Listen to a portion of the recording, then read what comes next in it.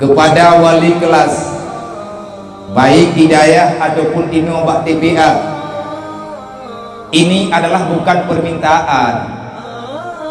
Mungkin kita ingat ke sejarah Buroji Mu'ad bin Jabal, sahabat Rasulullah yang membanggakan oleh Rasulullah, sahabat Rasulullah yang EQ-nya terlalu jernih dalam usia yang sangat muda. Mu'ad bin Jabal ditunjuk oleh Rasulullah untuk menjadi duta ilmu, termasuk menteri pendidikan bak masa Rasulullah adalah Mu'ad bin Jabal, salah satunya.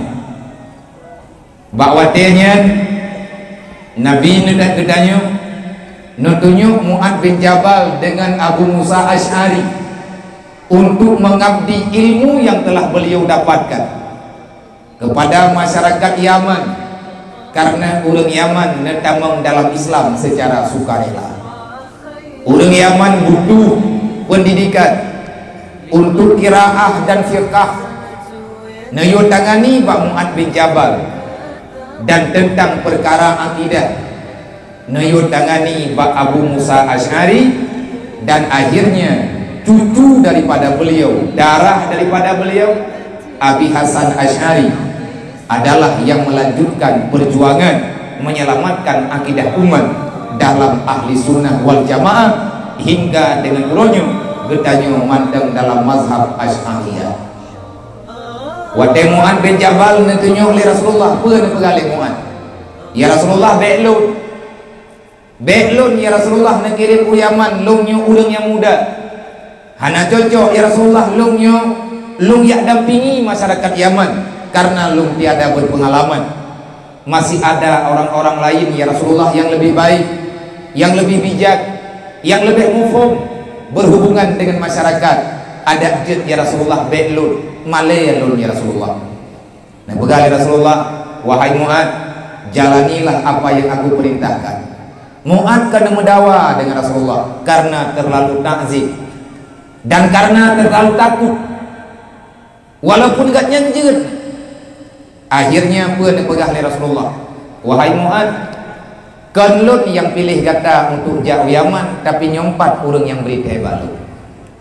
Barulah nebuka hijab, nampak di hadapan Mu'ad siapa yang memberi berita, itulah Jibril. Pegang Rasulullah, nyompat urung pegang. Karena kalagenya kejadian, Mu'ad duduk lagi izin Pak Rasulullah. Jika ke pertanyaan beliau, pakan teman li Rasulullah igatnya nepreh berita bak Jibril, ai menyatakan dia hanan pehali Jibril, Nabi hanan depe. Sebab secara tiba-tiba perintah untuk jaya semua buat.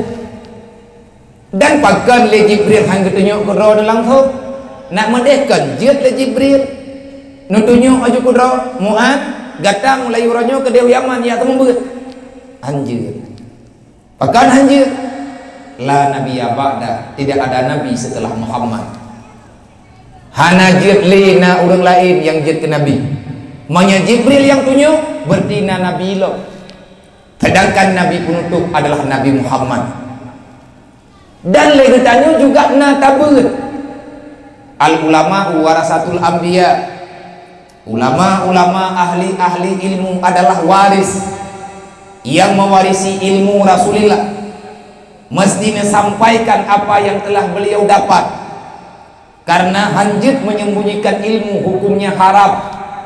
Yang mesti disampaikan, dan itu adalah ketentuan dan termasuk ketentuan dalam syariat, maka apa yang disampaikan.